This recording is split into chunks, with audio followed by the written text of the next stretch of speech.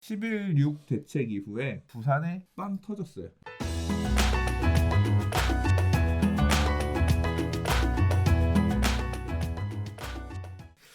자, 세 번째 이야기 넘어가도록 하겠습니다. 대전, 대구, 부산 중형 아파트가 10억 넘었다라는 얘기를 가지고 지금 여러 가지 이야기들이 나오고 있습니다. 강남발 부동산 광풍이 지방 광역시로 남하하고 있다. 부산 해운대, 대구 수성구 신고가 속출하고 있다. 중형 아파트 값 지방도 10억대를 진입했다. 그러면서 해운대 이야기, 그 다음에 대구 수성구 이야기 이렇게 쭉 그다음에 대전에 대한 이야기 이렇게 나오고 있는데요. 일단은 지방 아파트가 10억이 넘어갔다라는 것 자체가 굉장히 큰 이슈가 돼가고 있는 것 같은데 아파트 가격에 10억의 어떤 특별한 의미 이런 것들이 있을까요? 어떻게 보세요? 그러니까 이 30평형대 새 아파트 10억이라고 하는 게 네. 굉장히 상징적인 의미거든요. 그래서 강북에 30평형대 새 아파트, 소위 마용성으로 대표되는 지역에 재개발로 지어진 새 아파트들이 10억을 넘었을 때 10억 클럽이라는 얘기가 나왔거든요. 그래서 뭐 경희궁자이라든가 마포레미안 푸르지오라든가 이제 이런 아파트들이 10억 처음에는 이제 이슈가 됐고 이제 그런 아파트들이 지금 이제 15억을 돌파해서 가고 있고 20평형대도 10억이 넘는 10억 클럽들이 이제 나왔고 30평형대 10억 클럽은 이미 이제 뭐 동대문구라든가 서대문구라든가 영등포구 이런 쪽으로도 다 이제 일반화됐거든요. 이제 그런 지역들까지도 인기 지역들 같은 경우 뭐 근래 영등포구의 신길 뉴타운 같은 경우 14억 30평형대 뭐 이제 그런 실거래가들 나오고 있는데 지방 같은 경우는 상대적으로 서울의 상승세에 비해서 조금 더뎠거나 이제 이런 부분이 있었다고 보면 이번에 이제 6대 광역시 중에서 인천은 수도권에 있으니까 제외하고 나머지 광역시들 중에서 뭐 대대광이라고 불리우는 예, 대전, 대구, 광주가 사실 어떻게 보면 상승세를 이끄는 되게 핫한 키워드였거든요.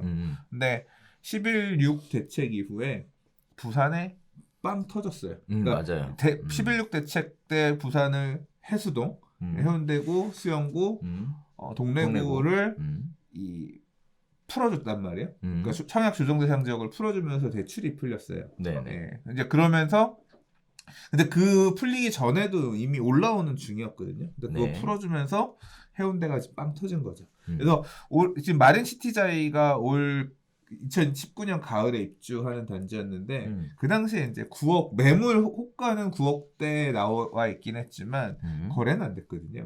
근데 이제 요게 찍을까 10억을 찍을까 안 찍을까를 되게 이제 궁금하게 제가 봤었는데 이제 지난 거래 가격 이후에 실거래 찍힌 가격이 보면 10억 7,668만 원. 그러니까 거의 뭐 11억 가까운 가격 찍은 거죠. 그러니까 그러면서 갑자기 몇 억이 확.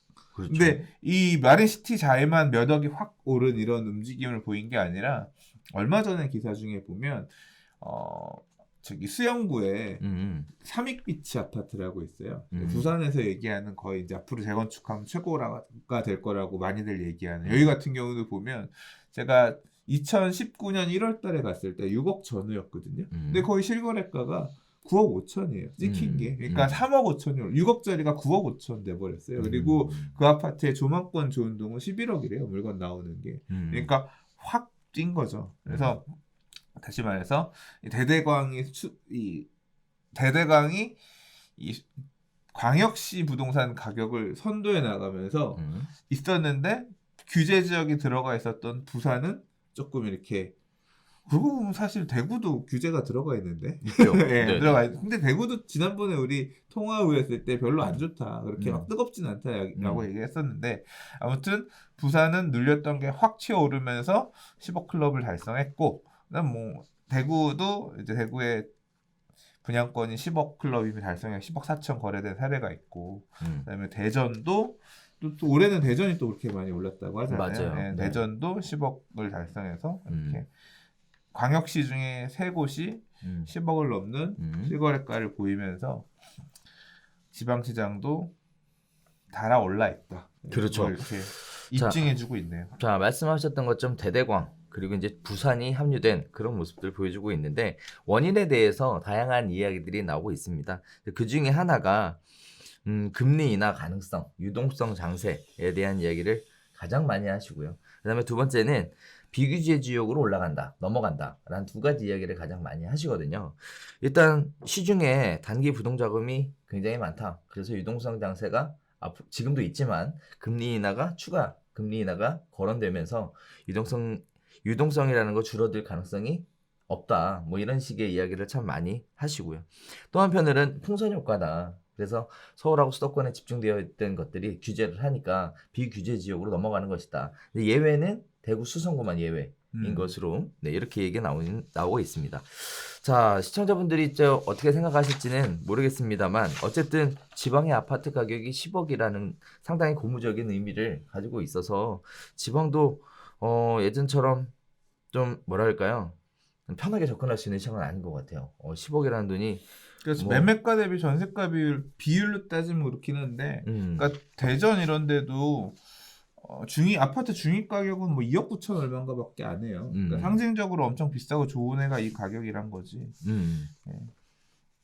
자, 그래서 그런 부분들이 있다라는 부분 살펴보시면서 지방에 계신 분들이 요새 관심이 많더라고요. 그래서 뭐 오시거든요. 저 강의할 때 오시면 그러니까 물 들어오면 우리 항상 보면 그래요. 가격이 안 오르면 우리 동네는 별로야 이런 생각하다 우리 동네 집값 오르면 자신감 생겨서 그때부터 나도 뭔가 또 더 투자할 거 없나 이렇게 항상 보면 그렇죠. 예. 그렇죠. 예. 그래서 오르고 나면 그 다음부터 힘을 얻어서 아 내가 이 좋은 걸 왜 몰랐지 하면서 이제 쫓아서 더 하려고 다니시는 분들이 꼭 이제 나오더라고요. 맞아요. 네. 그래서 투자에 관심 가지시는 분들도 급속히 늘어나는 게 보여지고 있고 그다음에 또 특히 중개업소를 그쪽 지역에 오픈해 보겠다. 그렇지. 거래가 잘 되니까. 이런 식의 문의도 굉장히 많이 들어오고 있는 근데 상황입니다. 걱정은 그거예요. 자 이제 사람들이 뭐 서울 수도권에서도 부산 투자 가자, 뭐 대구 투자 가자, 대전 투자 가자 해서 가서 샀단 말이야. 사람들이 여기서 지금 비규제 지역이니까 적은 금액으로 들어갔다가 좋은 금액 잘 털고 착 나왔어. 돈 모았잖아. 그러면 이제 그걸 받쳐주는 사람들은 그러니까 추가로 들어가는 사람들은 앞으로도 먹을 게 있다라고 생각하는 분들이 가서 이제 메꿔주는 거잖아요. 근데 이렇게 먹고 나온 사람들은 돈 들고 있을 거 아니야. 공격적으로 해서 많이 들고 있고 돈 들고 있으면 그 돈이 어디로 가겠어요. 그렇죠. 그런 결국은 또 이 돈의 흐름이 사실 다시 서울로 겁나. 그러니까 이런 장세 자체가 긍정. 그러니까 유동성으로 이렇게 부동산이 그나마 안전자산이니까라고 생각해서 다니는 이런 모습 자체가 막을 수는 없죠. 막을 수는 없는데 이렇게 유쾌하진 않네요. 네. 걱정스럽긴 합니다.